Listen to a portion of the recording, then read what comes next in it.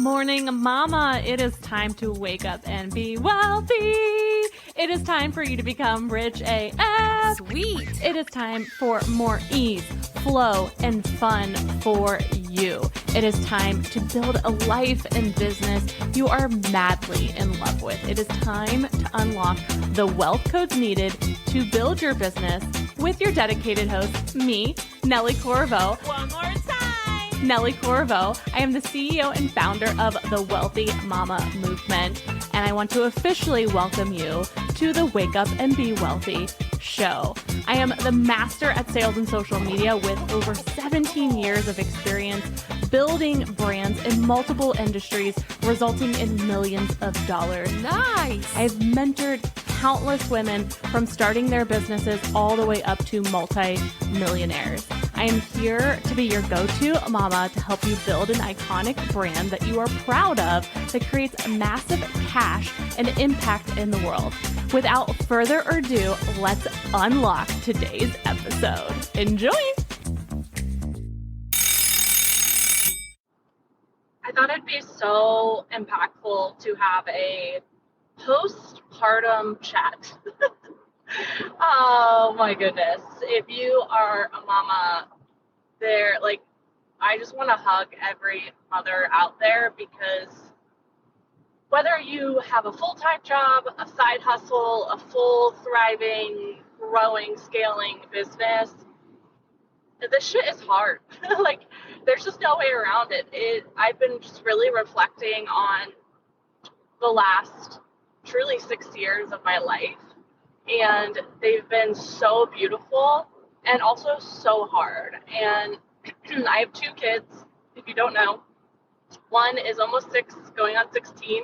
Her name is Emma, and I have a 9-month-old boy named Boone, and they are both so different and so magical and so special, and I can't imagine my life without them.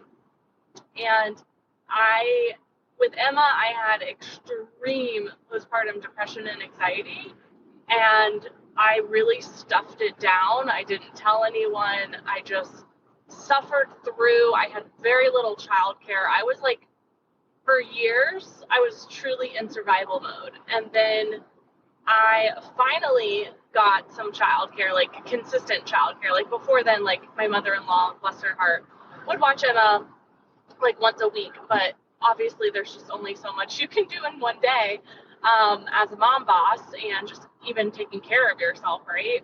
So once I finally got some consistent multiple days of childcare, the pandemic hit. And then I was in an even more unknown and survival mode. So it's really shocking actually how much I've been able to build my business, especially in those years. And it was so much hustle and grinding, for sure. There's no way around it. It was survival mode, hustle, grinding, exhaustion, right? Which is a huge, huge trigger for postpartum, right? Because you're not filling up your cup as much as that saying can be so cheesy. It truly is so valid. You truly cannot pour from an empty cup. And when you're trying, you're so depleted that you just aren't yourself. And you I think even also in it, you don't even know that that's happening, which is also even scarier. And my marriage really took a backseat. We've always been good, but obviously we want to be great. And so I was a little nervous getting pregnant again, because you don't know, what does this look like? And so I did make a promise with myself, with Boone, that any feelings that I'm having, I'm going to honor, I'm going to speak up for myself. And pregnancy, overall was not too challenging. Some people I know get sick every single day. But still, you're growing a human. I was so tired. I had a gross amount of acne. Obviously my body ached more and more as I got closer to the end date. I would get lightning crotch, if you know what that is, where it's like, the only way I can describe it is like someone's stabbing your vagina um, over and over and over again, and it would happen randomly. So I'd be like sitting on the couch and like scream bloody murder, and Jared would be like, "Wait, what's going on?" Like, and Jared, like, that's my husband. He lived in like terror the whole pregnancy because you just, again, you never know, and you hear so many stories, and like as a mom, you worry, right? Like, I don't wish a miscarriage or a stillborn baby on anyone, and it happens so often, and it is terrifying. Um, and so I just promised myself that, you know, I would just honor everything. And so most of 2022, I was pregnant. From like April to December, I was pregnant. So I was getting my business ready for that, but you're like also so tired and so distracted, right? Because you've got this end date happening. So there was like so much to do personally. And so like this morning, I was even thinking about it from like a capacity standpoint. I was probably operating, like, I know my like high performing capacity. I was probably performing most of last year at like a 50% and still got, you know, great results. But when you're going in a million different directions, you don't feel like yourself. There's only so much you can do, like, no matter who you are. And so when I had Boone, I think it even went down to like a 25% because obviously I had a C-section, like you're recovering, uh, you're taking care of a newborn, you're sleep deprived. And so he's going on 9 months now. And I honestly feel like I've been sleep deprived for 9 months. He has not been an easy baby to just sleep. There's always something, sinuses, teething. And then if he's good, then Emma's not good. And like, I just think that's like par for the course of having kids. But it still doesn't make it easy. And then you still have a business to run and a marriage to focus on and a house to take care of. It's just a lot. And I just wanted to like be open and share about my journey because I think it's so easy to look on the outside and be like, she just has it all together. Like, good for her, but it feels unattainable. Like, my house is a mess right now. Okay. I'm about to go to a photo shoot, and I actually feel really proud. I feel so organized for this photo shoot, but my house is a mess. Emma does not feel well. Boone is still not sleeping through the night. We haven't had a date night, like a true date night, in months. We really want to go to Vegas, but I don't feel right passing off Boone to my mother-in-law where she's going to have to wake up multiple times a night. Like, I know that she would do it, but it doesn't feel good for a fun trip that we don't necessarily need to go on.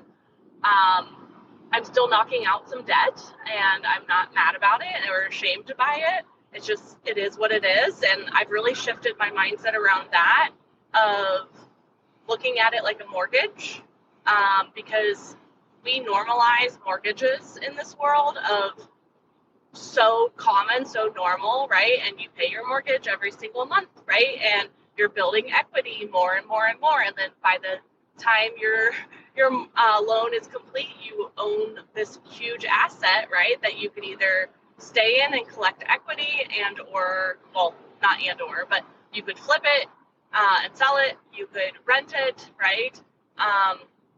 So I really look at the remaining debt as truly a mortgage because that's really what it is. It's helped grow my business during those survival years where I may have not been at 100% capacity and I needed some capital funding to be able to continue to grow without doing more hustle and grinding. And I'm okay with it. And I'm more than okay with it. And I'm actually honored that I got approved because that isn't the scenario for everyone. More on that in another podcast. But like, I've been trusted with large sums of money and I have faithfully, paid so much of it back and continue to do it. And by the end, which will be very, very soon, and I'm very, very excited about that, I'm not going to lie,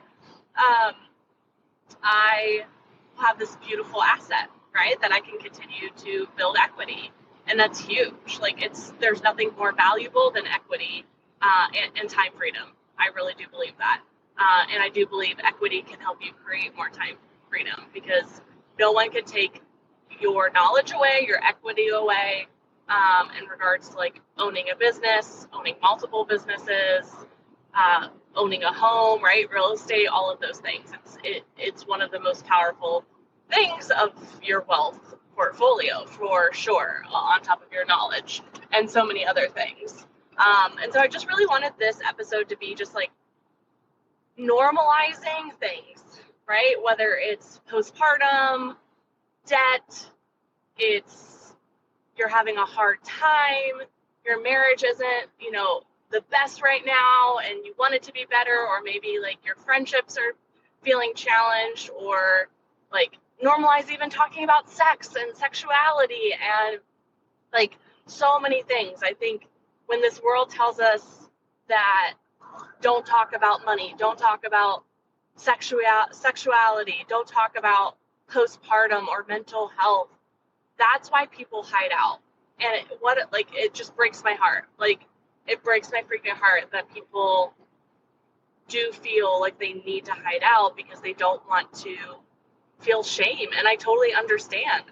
I totally understand. That's how I felt with Emma. I was like, I don't want to be a burden to anyone. All of these other moms have their shit together. Like, I need to be the perfect coach, perfect wife, perfect mother. And then you start to feel like shit when you're not, right? Which is going to get you deeper and deeper in postpartum. And like postpartum specifically, or really any mental health, is not linear, right? Like, Boone has had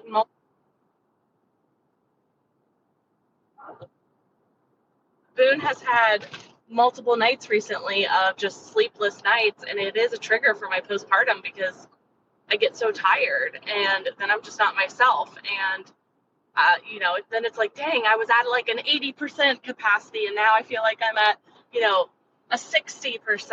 And it's like, when can I get to 100%? And it's like, it's just such a good reminder of, okay, you know what?